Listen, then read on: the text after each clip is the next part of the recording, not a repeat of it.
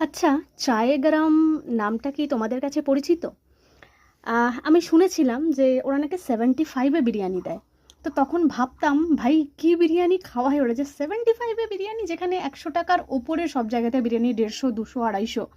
তো সেখানে ওরা মাত্র 75 টাকায় কি বিরিয়ানি খাওয়াচ্ছে। তো অনেকটা উৎসাহবশতই কেনার জন্য গিয়েছিলাম প্রথমবার। এটা আমার থার্ড টাইম খাওয়া।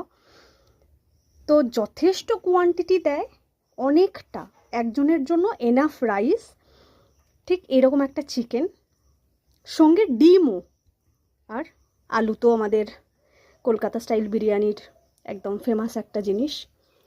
তো তোমরা কে কে খেয়েছো চায়গ্রাম থেকে বিরিয়ানি, অবশ্যই আমাকে কমেন্টে জানিও।